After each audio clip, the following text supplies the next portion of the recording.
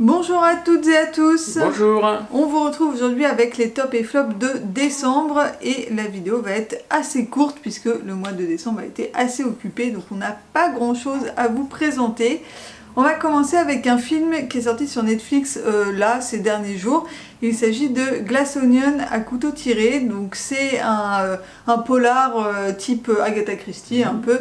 C'est un huis clos, donc voilà, il y a un meurtre dans une maison et c'est forcément un des personnages qui se trouve dans la maison qui a commis le meurtre. Et il y a un détective un peu à la Hercule Poirot, faut bien le dire, qui est joué par Daniel Craig.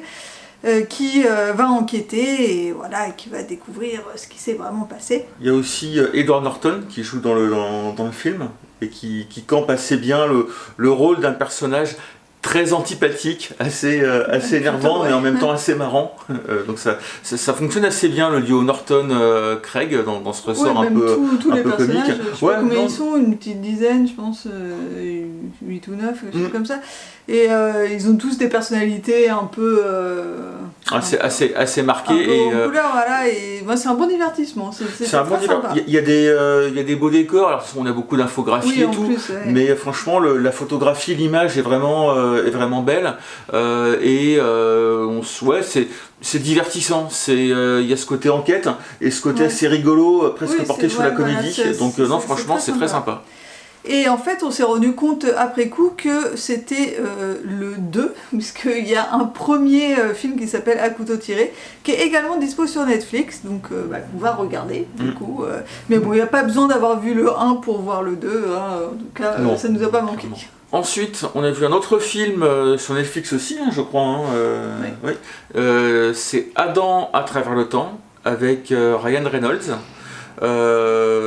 C'est un film de science-fiction et donc la base de l'intrigue, mais ce qui est révélé vraiment dans les 5 premières minutes, c'est que c'est Ryan Reynolds qui a voyagé dans le temps, dans le passé, et qui va rencontrer... En plus c'est dans le titre, c'est dans les 5 premières minutes et c'est dans le titre. Complètement, mais après ce qui fait un petit peu le sel du film, c'est que en fait il va rencontrer son moi du passé, de quand il avait 12 ans, et du coup le film se nourrit beaucoup des interactions entre le personnage adulte de 40 ans et le gamin de 12 ans qu'il était avant.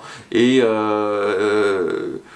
du coup, moi j'ai beaucoup aimé, j'ai trouvé qu'il y avait des belles scènes d'action en plus, un bon aspect science-fiction, un scénario qui est plutôt bien mené, c'est du bon divertissement et moi j'ai passé une bonne soirée devant ce film.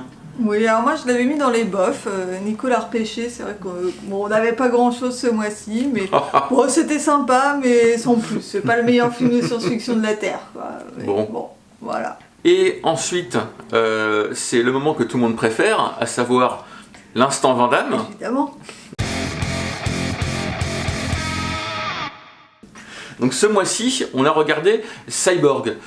Cyborg, c'est un film qui date de 88-89 et en fait c'est le premier film que Van Damme a fait après Bloodsport, donc après le film qu'il a révélé au grand public. Donc il est encore tout jeune, il a une vingtaine d'années. Oui, c'est vrai qu'il a vraiment une tête de petit genou. Et le film raconte un petit peu l'épopée d'un guerrier dans un monde post-apocalyptique qui doit retrouver le mec qui a buté toute sa famille.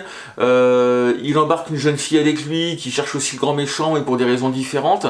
Et on est dans cette veine un petit peu post-apocalyptique.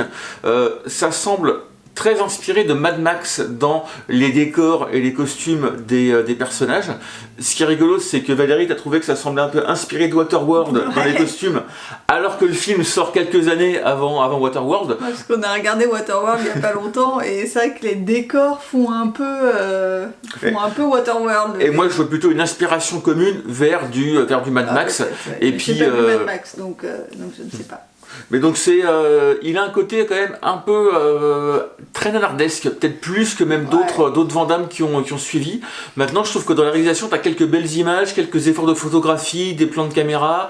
On retrouve aussi dans les scènes de combat ce qui fait un petit peu la patte de Van Damme, il use et il abuse du grand écart, il y a beaucoup de ralentis sur certaines percussions, enfin c'est... Ça c'était le style de l'époque. Oui, mais c'est très Van Damme, c'est très consistant, très constant dans les films avec Van Damme. Tu devrais le savoir maintenant d'ailleurs Valérie. Ouais.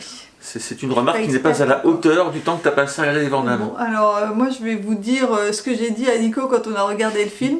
Il y a de l'idée, ça aurait pu être bien, mais c'est franchement pas terrible. D'où le côté nanar. Non, mais c'est clairement pas le meilleur Van Damme. Il faut le regarder avec une petite tendresse, en le remettant un petit peu dans le contexte de la carrière cinématographique de Jean-Claude Van Damme. C'est pas un film qu'on recommanderait pour et par lui-même, c'est sûr. Et voilà, c'est déjà terminé pour nos top et flop de décembre. Je vous avais dit, la vidéo sera assez courte puisqu'on n'avait pas grand-chose. Donc voilà, on vous retrouve très vite dans les prochains jours pour le best-of des top et flop de 2022. Et puis voilà, à très vite du coup. Bye bye.